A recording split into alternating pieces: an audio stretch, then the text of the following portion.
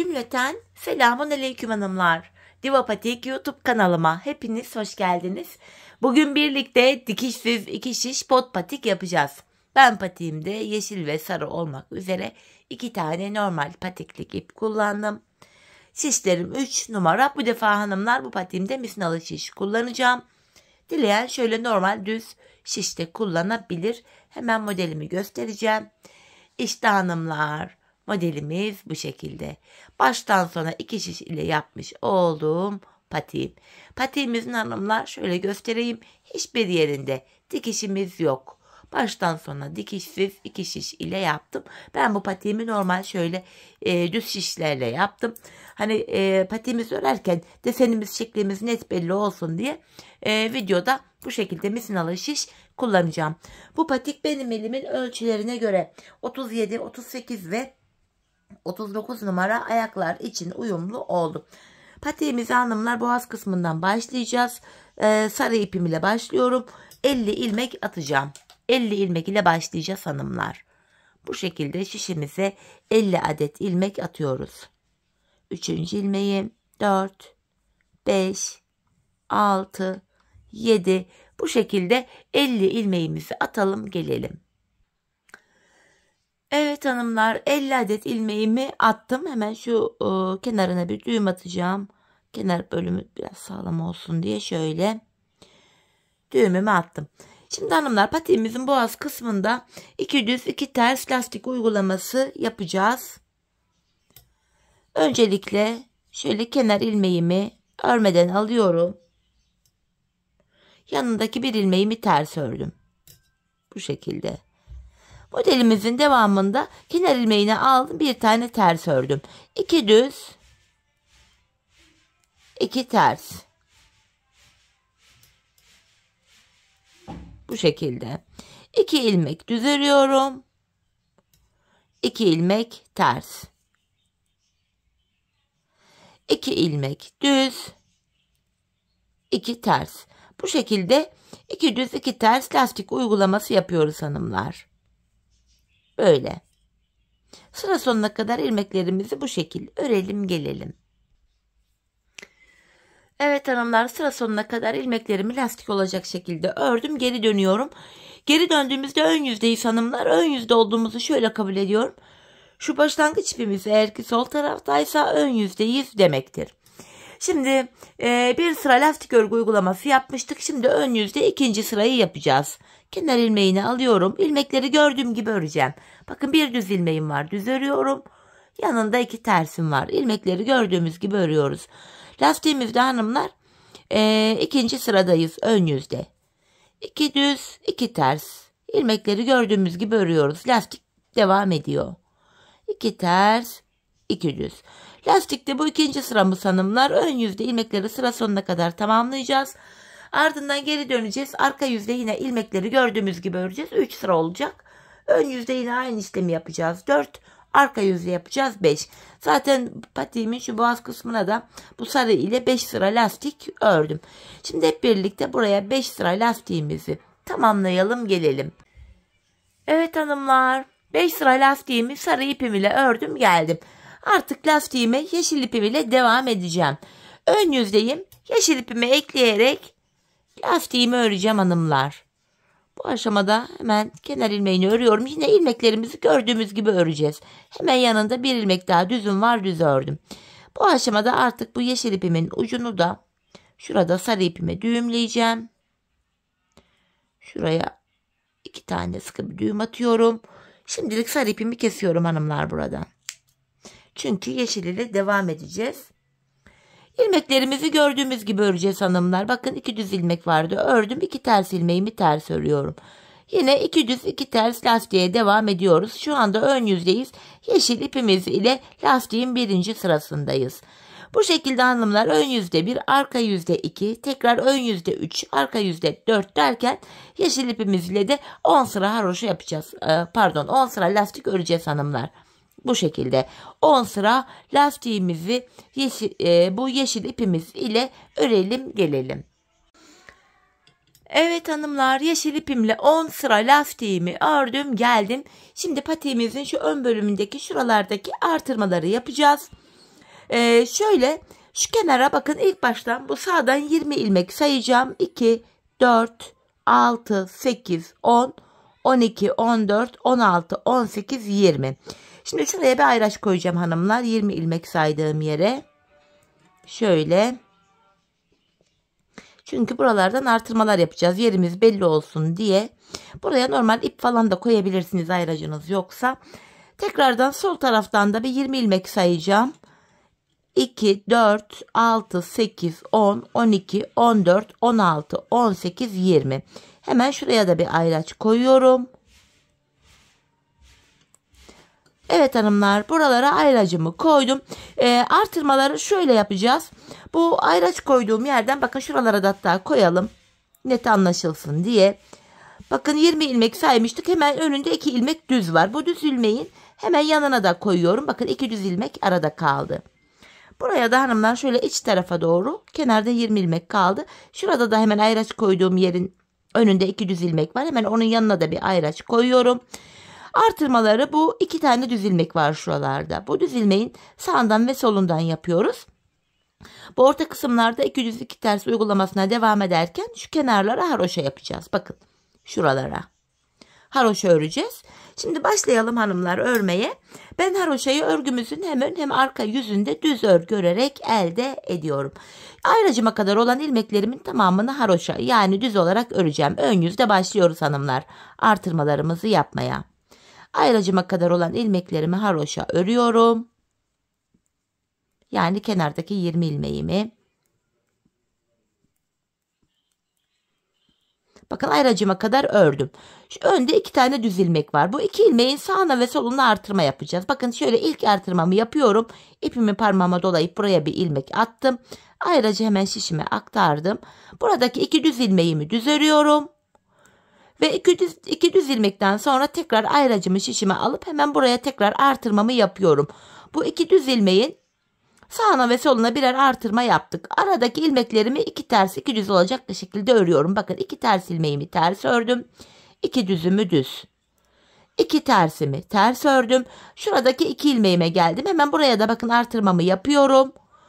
Ayracımı şişime aldım. Aradaki 2 düz ilmeğimi ördükten sonra tekrar ayracımı alıyorum ve buraya da hemen sol tarafa artırmamı yapıyorum. İlk artırmamızı yaptık hanımlar. 4 ilmek artış oldu. Diğer ilmeklerimi de burada da haroşa yani düz olarak öreceğim. Sağ ve sol kenardaki ilmeklerimiz haroşa örülüyor.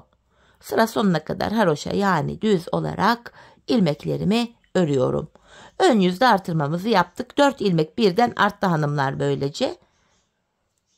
54 ilmeğimiz oldu.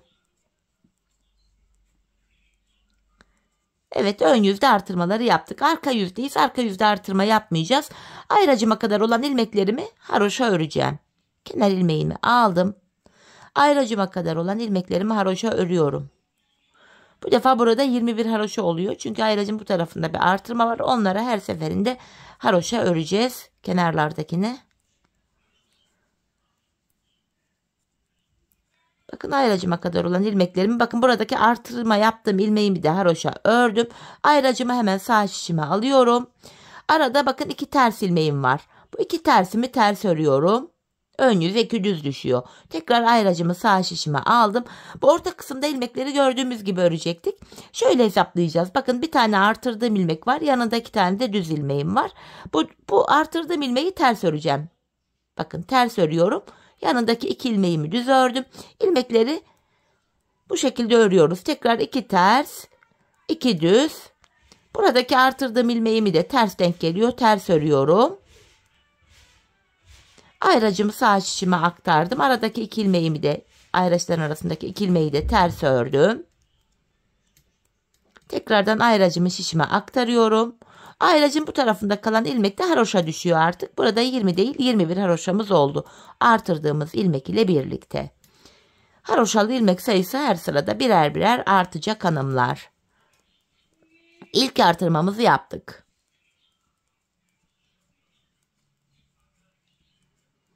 Sonuncu ilmeğimi de ördüm. Tekrar geri dönüyoruz. Artırmalara aynı şekilde devam edeceğiz. Ayracıma kadar olan ilmeklerimi yine haroşa öreceğim. Yani düz olarak örüyorum. Burada 21 haroşamız olmuştu. 21 haroşamı öreceğim.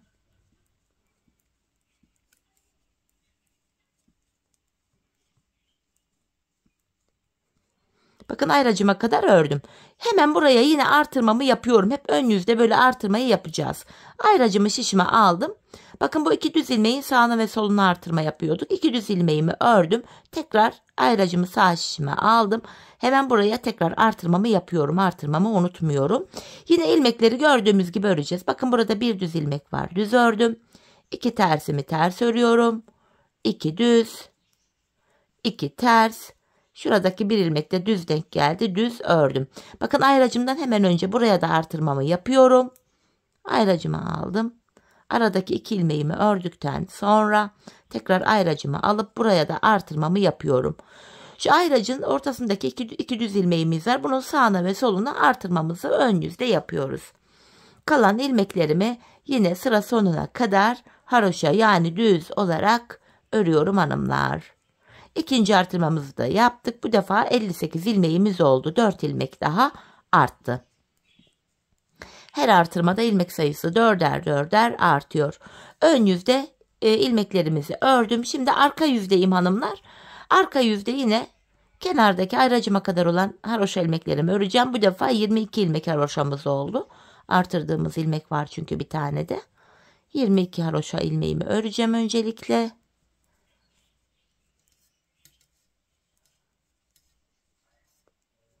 Bakın ayracıma kadar olan ilmeklerimi haroşa ördüm. Ayracımı şişime alıyorum. Bu iki ilmeği arka yüzdeyim ters örüyorum. Tekrar ayracımı şişime aldım. Bu artırdığımız ilmeği gelişine göre örüyorduk. Bakın iki düz ilmek var. Önde de iki ters olması gerekiyor. Artırdığım ilmeğimi de yine ters örüyorum. Yanındaki ilmeğim ters. 2 düz. 2 ters. Aralarda artırdığımız ilmekleri 2 düz 2 ters kombinine uygun olarak örüyoruz hanımlar. Bakın 2 düz ördüm. Tekrar 2 ters. Bakın artırdığım ilmek de ters denk geldi. Ters örüyorum. Ayracımı sağ şişime aldım yine. Aradaki ikimi ters örüyorum. Tekrar ayracımı şişime aldım. Diğer ilmeklerimi haroşa olarak örüyorum. Artırma işlemini bu şekilde yapıyoruz hanımlar. Ayracın arasındaki iki ilmeğin sağına ve soluna artırma yapıyoruz. İlmeklerimi bu şekilde sıra sonuna kadar ördüm. Tekrar geri dönüyorum. Ön yüzdeyiz, yine artırmaları yapacağız hanımlar. Böyle birkaç sıra artırmayı göstereyim size, kafanız karışmasın. Tekrar ayracıma kadar olan ilmeklerimi örüyorum. Bu şekilde. Ayracıma kadar olan ilmeklerimi öreceğim. Tekrar artırmalarımı yapacağım. Bu şekilde. Bakın ayracıma kadar ördüm. Artırmamı yapıyorum. Ayracımı tekrar sağ şişime aldım. Bu aradaki iki düz ilmeğimi ördükten sonra tekrar ayracımı alıyorum. Hemen bu ortaya da artırmamı yapıyorum. Bu arada kalan ilmekleri gördüğümüz gibi öreceğiz. Bakın burada iki düz ilmeğim var. Yanında iki tersim var. 2 düz. 2 ters. 2 düz. Bakın yine ayracıma geldim hanımlar. Hemen buraya da artırmamı yapıyorum. Ayracımı aldım. Aradaki iki ilmeğimi ördükten sonra yine buraya şöyle ayracımı aldıktan sonra artırmamı yapıyorum ve kalan ilmeklerimi haroşa yani düz olarak örüyorum hanımlar. Üçüncü kez artırmamızı da yaptık. Şimdi de 4 ilmek daha arttı. Böylece 62 ilmeğimiz oldu hanımlar. Sonuncu ilmeğimi de yine haroşa ördüm. Bu şekilde. Bakın aralarda ilmeklerimiz artıyor. Şöyle. Şimdi geri dönüyorum hanımlar. Arka yüzdeyiz. Arka yüzde hanımlar, bu ayracımıza kadar olan ilmekleri yine haroşa öreceğiz. Ayracımıza kadar hanımlar ilmeklerimizi örelim gelelim. Ayracıma kadar ördüm. Bunu tekrar sağ şişime alıyorum. Aradaki iki ilmeğimi ters ördüm. Tekrar ayracımı alıyorum. Tam orta kısma geldik. Orta kısma baktığımız anda hanımlar iki düz var şurada. Şurada iki ters var. Demek ki bu artırdığımız ilmek bu defa düz örülecek. Bakın bir düz ördüm. İlmekleri gelişi gibi örüyoruz. 2 ters ördüm. Tekrar 2 düz. 2 ters. 2 düz, 2 ters ve ayracımın önünde artırdığım ilmeğim yine düz denk geldi. Düz örüyorum. Ayracı sağ şişimi aldım. Aradaki 2 ilmeğimi ters örüyorum. Tekrar ayracımı aldıktan sonra kalan ilmeklerimizi sıra sonuna kadar haroşa örelim gelelim hanımlar. Evet hanımlar, şimdi tekrar geri dönüyorum. Bu şekilde. Ön yüzdeyiz. Yine artırmalara aynı şekilde devam edeceğiz hanımlar. Bir sıra daha artırmayı göstereyim, anlaşıldı diye umuyorum. Yine kenardaki haroşa ilmeklerimi öreceğim ayracıma kadar. Bu şekilde artırmalara devam edeceğiz.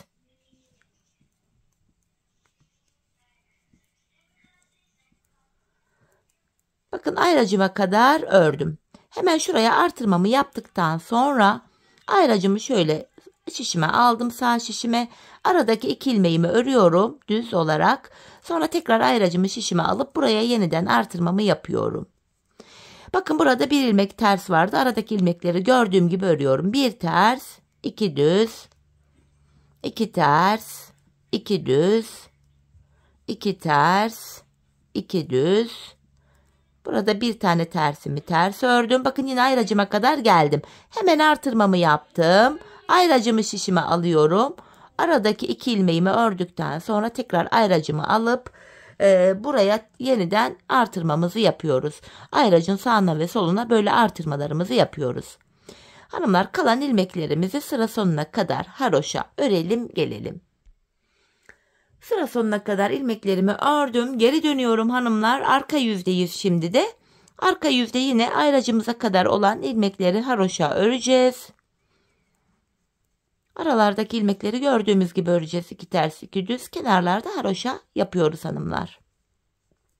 Bu şekilde ayracıma kadar ilmeklerimi haroşa örüyorum. Bakın ayracıma kadar ördüm. Ayracımı hemen sağ şişime alıyorum. Şuradan. Aradaki 2 ters ilmeğimi ördüm. Tekrar ayracımı sağ şişime aldım. Burada bakın 2 ters ilmek var şurada. Burada da 2 düz olacak. Artırdığım ilmeği düz ördüm. Yanında bir tane daha düzüm var. 2 düz oldu. 2 ters, 2 düz. 2 ters, 2 düz. 2 ters, 2 düz. Bakın artırdığım ilmeği de burada düz örüyorum. Tekrar ayracımı sağ şişime aldım. Aradaki 2 tersimi ördüm. Yeniden ayracımı aldıktan sonra kalan ilmeklerimi sıra sonuna kadar düz yani haroşa olarak örüyorum. Böylece 66 ilmeğimiz oldu hanımlar. Her artırmada 4'er ilmek artıyor ilmek sayımız. Sonuncu ilmeğimi de ördüm. Şimdi geri döndüğümüzde hanımlar bakın şeklimiz şöyle ortaya çıkmaya başladı. Yani patiğimizin şu orta kısmı böyle ortaya çıkmaya başladı. Şöyle baktığımız anda hanımlar şurada haroşa dişlerini sayalım. 1, 2, 3, 4 diş haroşamız oldu. Ben bu patiğimde hanımlar şu kenarda 8 diş yeşil haroşa olana kadar ördüm patiğimin bu kenarını. O zamana kadar da yine artırmalara devam ettik. Şu anda 66 ilmeğimiz var. Burada 8 diş haroşa olunca şişimizdeki ilmek sayısı da 82 olacak. Artırmaları bakın şu ayracın ortasındaki düz ilmek var. Bunun sağına ve soluna yapıyoruz şuralara. Bu şekilde hanımlar şurada toplam 8 diş haroşamız olana kadar yani şişimizde 82 ilmeğimiz olana kadar patiğimizin bu bölümünü artırmalarını yapalım gelelim. Evet hanımlar, artırmalarımı yaptım geldim, şişimde 82 ilmeğim var şu anda. Şeklimiz böyle. Kenarda da bakın 8 diş haroşamız oluştu. 1, 2, 3, 4, 5, 6, 7, 8. Artık patiğimizin bu orta bölümünü yapacağız hanımlar. Öncelikle şu kenara şöyle 30 adet ilmeğimi öreceğim. Yine haroşa düz olarak örüyorum. Kenar ilmeğim 1, 2, 3, 4, 5, 6, 7, 8, 9, 10, 11, 12, 13, 14, 15, 16, 17, 18, 19, 20, 21, 22, 23, 24, 25, 26, 27, 28. Şu ayracı çıkarıyorum. 29, 30. Şu kenara hanımlar 30 adet ilmeğimi ördüm. Şimdi ayracımı tekrar şöyle şişime alıyorum. Bu kenardaki 30 adet ilmek bekleyecek. Şimdi ortaya 22 ilmek daha öreceğiz. 2 ters 2 düz ilmeklerimiz var. Ortaya 22 ilmek öreceğiz. Şu kenarda da 30 ilmek bekleyecek. Ortaya 22 ilmek olarak bu şekilde öreceğiz hanımlar. Şimdi ortaya 22 ilmeğimi öreceğim. 2 ters 2 düz olacak şekilde. Şöyle. 2 ters ördüm. 2 düz. Bakın 4 ilmek oldu. 6. 2 düzü ördüm 8. 2 tersi ördüm 10. 2 düz ördüm 12. 14. 16. 18. 20. 22. Buraya da bu 22 ilmeğimizi ördük hanımlar. Şimdi şu kenardaki şu ayraçları artık kaldırabilirim. Şöyle şu 2 ilmeği geri aldım. Saydığımızda şurada da 30 ilmek kalıyor. Biz şimdi şu ortadaki 22 ilmek üzerinden ilmeklerimizi öreceğiz. Şimdi tekrar geri dönüyorum. Bu aşamada hanımlar şöyle yapacağım. Misinamı şöyle gevşettim. Bakın buradaki 30 ilmek beklesin. Biz ortadaki 22 ilmeğimizi öreceğiz. İlk ilmeğimi örmeden aldım. Hanımlar biz şu anda bir sıra 2 ters 2 düz olarak ördük. Şimdi arka yüzde ikinci sıramız. Kenar ilmeğini aldım. Yine 2 ters 2 düz olacak şekilde örüyorum. Bakın bir düz ilmeğimi ördüm. 2 ters. Bu ikinci sıramız oluyor. 2 ters 2 düz 2 ters 2 düz 2 ters 2 düz 2 ters 2 düz. Ortadaki 22 ilmeğimi tekrar ördüm. Şu ayracı da artık çıkarabilirim. Şimdi tekrar geri döneceğiz hanımlar. Bu şekilde patiğimizi öreceğiz. Hatta şuradan da şöyle çıkarayım. Şu ilmekler bu misinalı bölümde bekleyebilir. Biz ortadaki 22 ilmek üzerinden 2 ters 2 düz lastiğimizi örmeye devam edeceğiz. Şimdi tekrar ön yüzdeyiz. 3. sıramız oluyor bu. Bakın kenar ilmeğini aldım. Yandaki tersimi ters ördüm. 2 düz örüyorum. 2 ters 2 düz. Ortadaki 22 ilmeğimizi 2 düz 2 ters örüyoruz. Bu 3. sıramız oldu hanımlar. Ön yüzdeyiz.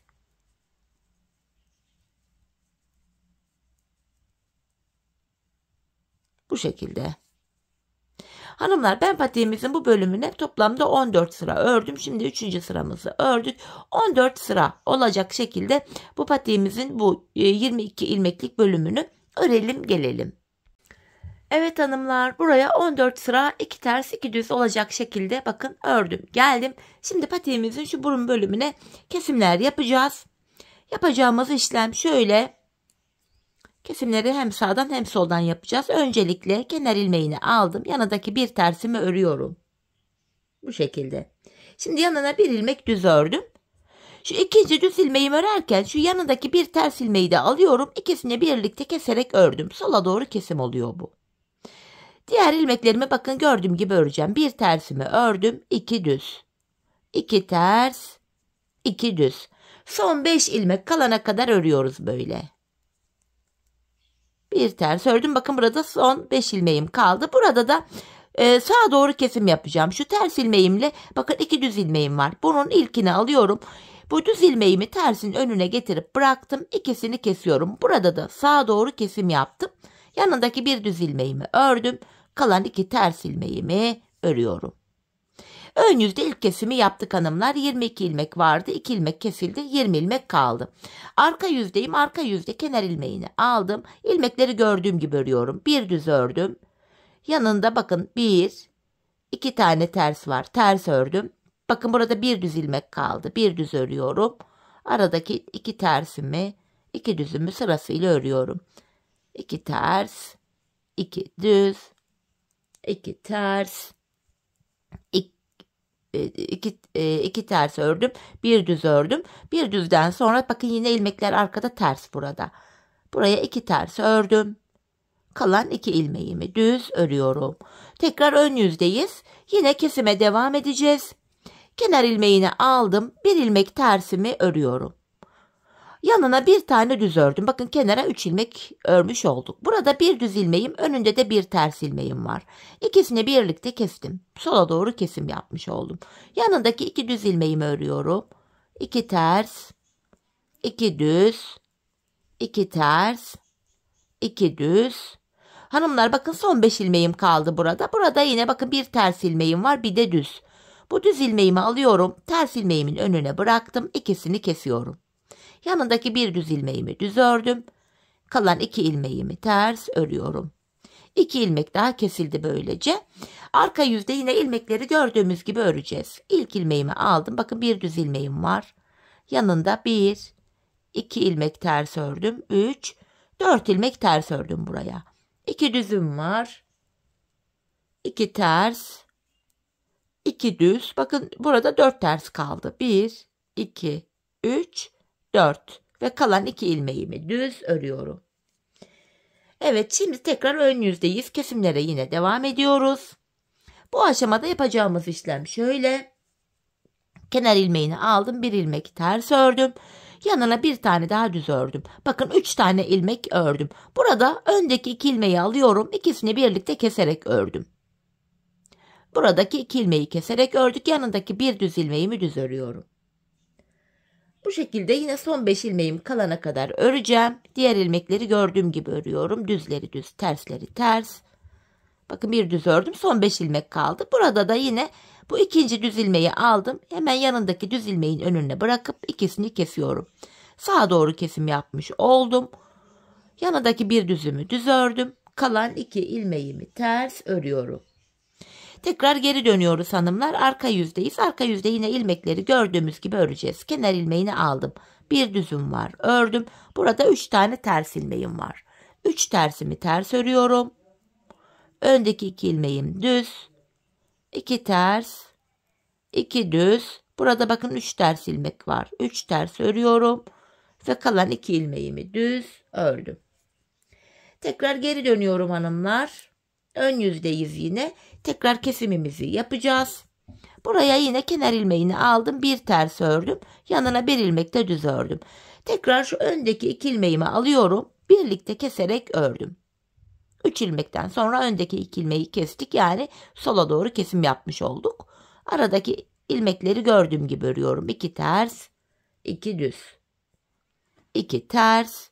Bakın son 5 ilmeğim kaldı. Burada da öndeki 2 ilmeği alıyorum. İkinci ilmeği ilkinin önüne bırakıp ikisini kestim. Yanında bir ilmek düzüm var. Düz ördüm. Kalan 2 ilmeğimi ters örüyorum. Saydığımızdan da burada 4, 8, 12, 14 ilmeğimiz kaldı hanımlar. Burada 14 ilmek kaldı. Artık kesim yapmayacağız. Yapacağımız işlem şu. Hemen şu kenardan girerek bakın. Şu bölümden kenar ilmek yerlerine girerek ilmekler çıkaracağız. Yine aynı şişime ilmeklerimi çıkaracağım hanımlar. Bakın sırasıyla. Şöyle buraya girdim. Birinci ilmeğim. 2, 3. Bakın şu kenardan ilmekler çıkarıyorum. 4, 5, 6, 7, 8, 9 ve buradan 10 tane ilmek çıkarttım hanımlar. 10 ilmeğimi çıkarttım. Şimdi şu şişimi tekrar alıyorum. Bakın kenarda kalan 30 tane ilmeğim vardı. Bu ilmeklerimi de yine sıra sonuna kadar öreceğim. Bu şekilde devam ediyoruz. İlmeklerimizi öreceğiz.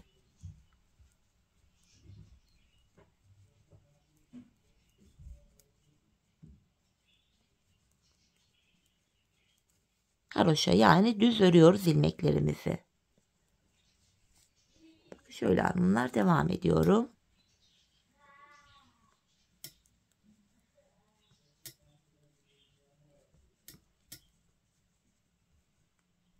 Sonuncu ilmeğimi de ördüm.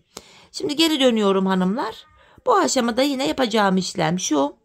Buradaki ilmeklerimizi öreceğiz. Yine kenar ilmeğini aldım. Tamamını düz yani haroşa örüyoruz. Bu şekilde. Haroşa olacak şekilde şuradaki ilmeklerin tamamını şuraya kadar örelim gelelim. Evet hanımlar şuraya kadar ilmeklerimi ördüm. Şimdi şu kenardan da ilmekler çıkaracağız. Şöyle ilmekleri misineye aktardım. Şöyle şişime alıyorum. Bu defa hanımlar şu an arka yüzdeyiz. İlmeklerimizi arkadan girerek çıkaracağız.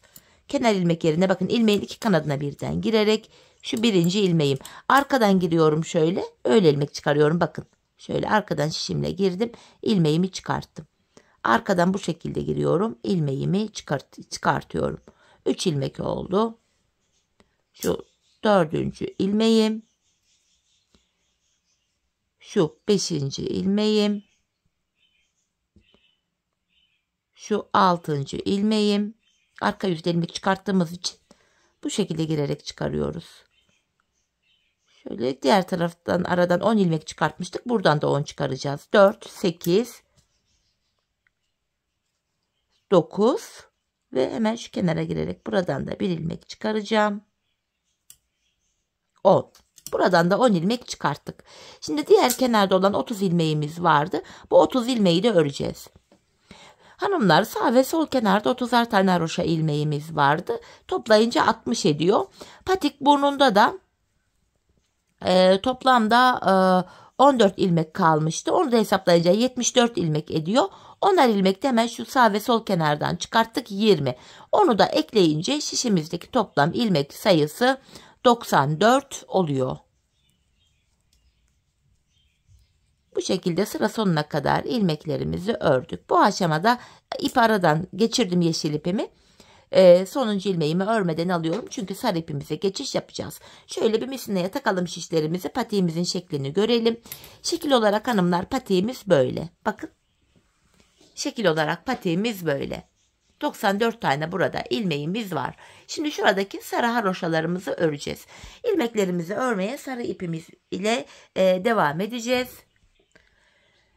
Şimdi sarı ipimizi ekleyeceğiz. Şuradan itibaren bakın şu an ön yüzdeyiz. Başlangıç ipi şöyle sol tarafta gördüğünüz gibi.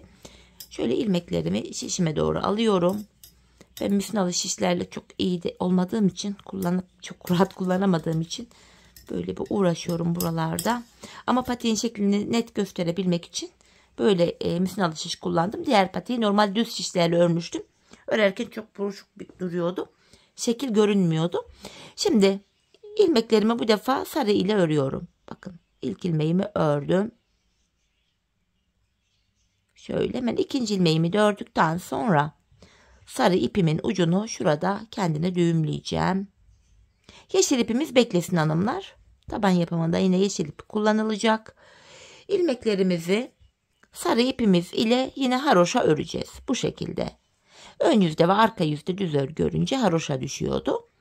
Diğer uca kadar sarı ile öreceğiz. Arka yüzde yine haroşa olarak öreceğiz. Bir diş haroşa düşecek. Aynı işlemi tekrar edeceğiz. 2, 3, 4 toplam 5 diş haroşaya kadar öreceğiz. Bakın sayalım. 1, 2, 3, 4, 5. Hanımlar şimdi buraya 5 diş haroşamızı sarı ipimiz ile örelim gelelim. Evet hanımlar buraya 5 diş haroşamı sarı ipim ile ördüm geldim. Şimdi buraya bir diş haroşa daha öreceğiz yeşil ipimiz ile.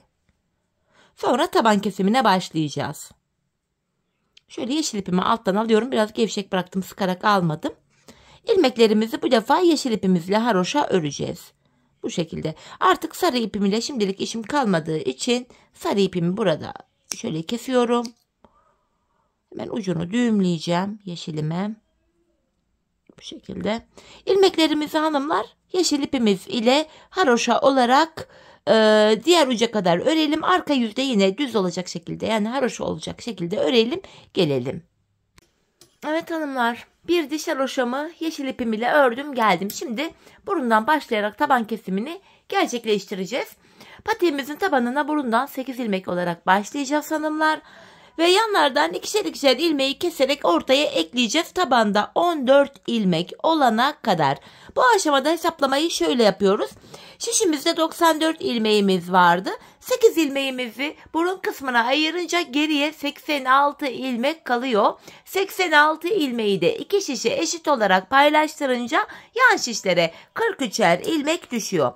Öncelikle hanımlar tabanımızı yapabilmek için buradan ilk 43 ilmeğimi öreceğim. Kenar ilmeğim 1, 2, 3, 4. Bu şekilde 43 ilmeğimizi örelim gelelim. 43 ilmeğimi ördüm hanımlar. Şimdi 8 ilmek de burun kısmı için örüyorum. 1, 2, 3, 4, 5, 6, 7 ve 8. 8 ilmeğimi ördüm. Şimdi saydığımızdan da bu kenarımızda da sol kenarımızda da 43 ilmeğimiz kalıyor. Ardından geri dönüyoruz hanımlar. Bu aşamada ipimiz hep karşıda olacak ve ilk ilmeğimizi örmeden alacağız. 8 ilmeğimi öreceğim. 2, 3, 4, 5, 6, 7, 8. Tekrar geri dönüyoruz. Buruna ayırdığımız 8 ilmek ile böylece burada bir diş haroşamızı örmüş olduk. Şimdi yine ipim karşıda ve ilk ilmeğimi örmeden aldım. 8 ilmeğimi öreceğim. 4, 5, 6, 7, 8. Yan taraftan 2 adet ilmeği keserek örüyorum. Bu ilmeği de ortaya ekledim. Ortada 9 ilmek oldu. Geri dönüyorum hanımlar. Yine ipim karşıda ve ilk ilmeğimi örmeden aldım. Ortadaki 9 ilmeğimi öreceğim. 5 oldu. 6, 7, 8, 9. Şimdi de bu taraftan 2 adet ilmeği keserek örüyorum. Bu kestiğim ilmeği de ortaya ekledim. Ortada 10 ilmeğimiz oldu. İpim karşıda, yine ilk ilmeğimi örmeden aldım. 10 ilmeğimi öreceğim. 4, 5, 6, 7, 8, 9, 10. Şimdi de bu kenardan 2 adet ilmeği keserek ördüm. Bunu da ortaya ekledik. Ortada 11 ilmeğimiz oldu. Tekrar geri dönüyoruz. İpim karşıda, ilk ilmeğimi örmeden aldım. Ortadaki 11 ilmeğimi öreceğim. 5 oldu. 6, 7, 8, 9, 10, 11. Şimdi de bu taraftan 2 adet ilmeği keserek örüyorum. Bunu da ortaya ekledik. Ortada 12 ilmeğimiz oldu. Yine ipim karşıda, ilk ilmeğimi örmeden aldım. 12 ilmeğimi örüyorum. 4, 5, 6, 7, 8, 9, 10, 11 ve 12. Yine yan taraftan 2 adet ilmeği keserek ördüm. Bunu da ortaya ekledik. Ortada 13 ilmek oldu. Tekrardan geri döndüm hanımlar. İpim karşıda, ilk ilmeğimi örmeden aldım. Yine 13 ilmeğimi öreceğim. 4, 5, 6, 7, 8, 9, 10, 11, 12, 13 ilmeğimi ördüm. Yan taraftan 2 adet ilmeği yine keserek örüyorum. Böylece ortada 14 ilmeğimiz oldu. Şöyle baktığımızda hanımlar, burun kısmında oval bir görüntümüz de oluştu. Artık 14 ilmek üzerinden tabanımızı öreceğiz. Yapacağımız işlem şu: 13 ilmek öreceğiz. 14. de kesimi yapacağız. Yine ipim karşıda, ilk ilmeği örmeden aldım. 3. ilmeğim, 4, 5, 6, 7, 8, 9, 10, 11, 12, 13. 14. ilmekte yandakini de alıyorum. Birlikte keserek örüyorum. 13 ilmek ördüm. 14'te kesimimi yaptım. Geri dönüyorum. Yine ipim karşıda, ilk ilmeği örmeden aldım. Tekrar 13 ilmeğimi öreceğim. 4, 5, 6, 7, 8, 9, 10, 11, 12, 13. 14. ilmekte yanındaki ilmeği de alıp ikisini kesiyorum. 14 ilmek üzerinden bu şekilde keseceğiz hanımlar. Her sırada ilmekleri saymaya da gerek yok. Taban ile kenar arasında ayrık bir görüntü var. Şimdi ilmekleri saymadan gideceğim. Tabanımda son bir ilmeğim kalana kadar öreceğim. Sonuncu ilmekte kesimimi yapacağım. Bakın, tabanımda son bir ilmeğim kaldı. Bunu örerken yandan da bir ilmek alıyorum. İkisini kestim. Geri dönüyorum. Yine şöyle bakın, ayırdığımız anda taban ile kenar arasında bir boşluk var. Yine ipim karşıda, ilk ilmeği örmeden aldım. Tabanda son bir ilmek kalana kadar öreceğim. Sonuncu da yine kesimimi yapacağım. Bakın, son bir ilmek kaldı. Bunu örerken yandan da bir ilmek aldım. İkisini kesiyorum. Patiğimizin tabanı bu şekilde örülüyor hanımlar. Biz bu kesme işlemine sağ ve sol şişimizde kenarlarda 3'er ilmek kalana kadar devam edeceğiz. Şimdi hep birlikte kenarlarda 3'er ilmek kalana kadar tabanımızı örelim gelelim. Evet hanımlar, her iki şişimde de kenarda 3'er ilmeğim kalana kadar tabanımı ördüm geldim. Şimdi buralarda da bazı kesimler yapacağız. Yine ipim karşıda, ilk ilmeğimi örmeden aldım. Tabanımda hanımlar son bir ilmeğim kalana kadar öreceğim yine. Yani 13 ilmeğimi öreceğim. Sonuncu ilmeği örerken yandan da bir ilmek alıp ikisini kesiyorum. Burada bakın 2 ilmek kaldı. Tekrardan geri döndüm. Yine ipim karşıda, ilk ilmeği örmeden aldım. İkinciyi örüyorum. İkinci ilmekten sonra öndeki 2 ilmeğimi de şöyle kestim. İlk kesimi yaptık. Şimdi tabanda son 4 ilmek kalana kadar öreceğiz.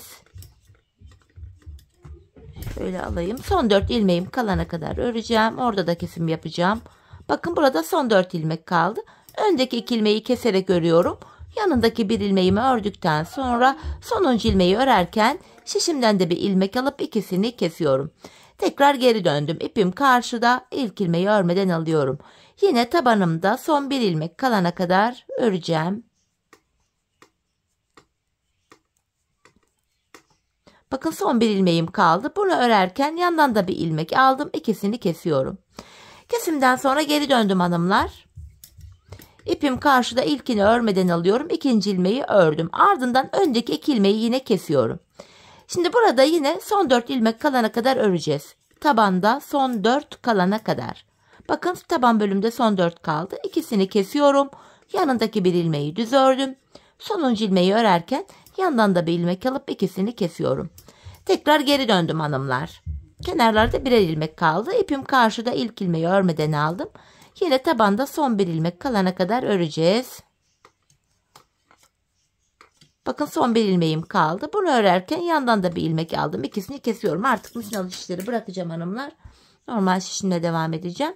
Geri döndüm. İlk ilmeğimi örmeden alıyorum. İkinciyi ördüm. Öndeki ikisini kesiyorum. Yine tabanda son 4 kalana kadar bakın ördüm.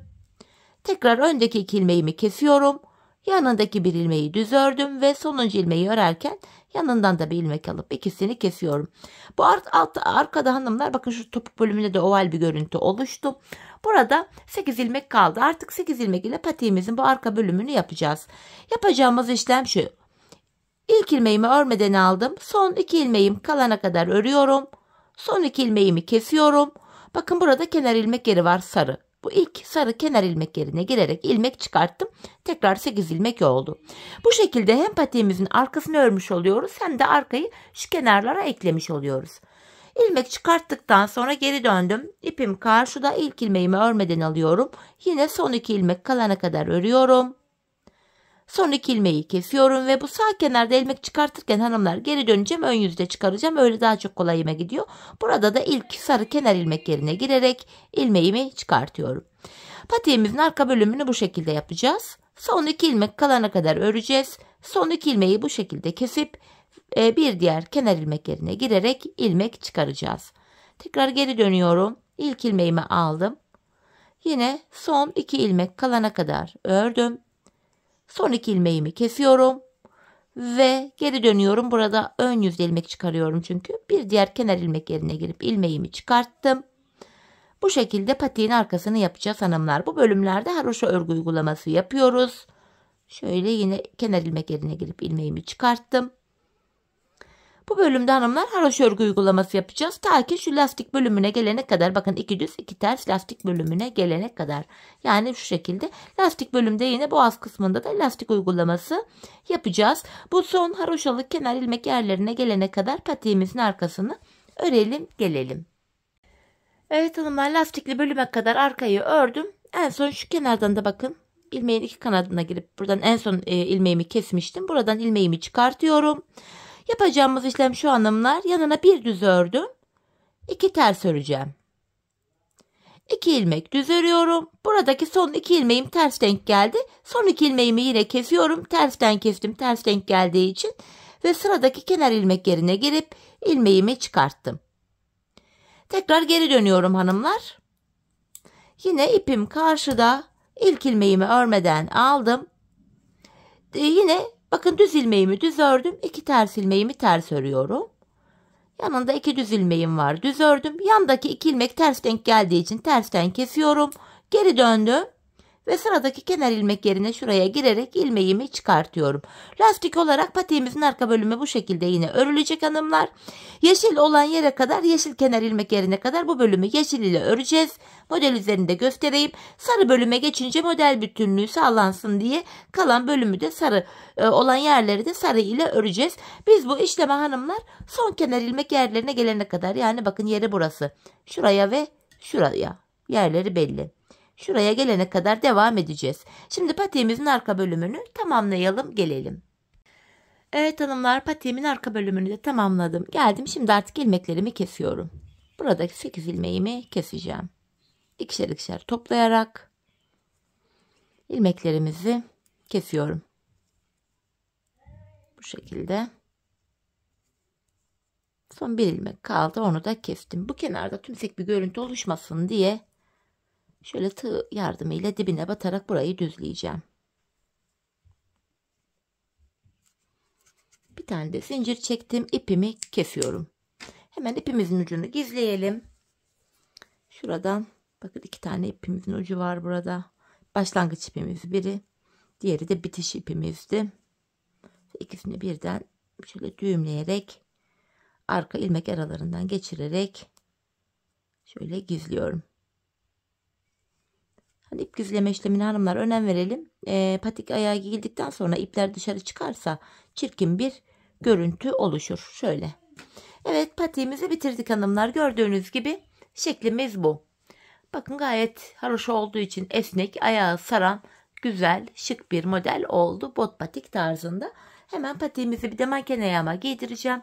Ayağımızda da görelim. Çok güzel, çok şık, zarif bir patik oldu. Ben çok beğenerek yaptım. Umarım sizler de benimle birlikte patiğinizi beğenerek, severek yaparsınız. 5 şiş patik bilmeyen hanımlar için de oldukça iyi, kolay, pratik bir fikir oldu diye düşünüyorum. İşte hanımlar, patiğimizin manken ayaktaki duruşu da bu şekilde. Gördüğünüz gibi şöyle esneklik payını da göstermek istiyorum. Ayağı rahat girip çıkıyor. Çok şık, güzel. Bakın tabanımız zarif bir patik. Buyurun, patiğimizin arka bölümü. Model bu. Evet hanımlar, yine birlikte güzel bir modelin daha sonuna geldik. Umarım sizlere faydalı, hoş bir video olmuştur. Yeni modellerde, yeni videolarda buluşmak dileğiyle. Şimdilik hoşça kalın, sağlıcakla kalın.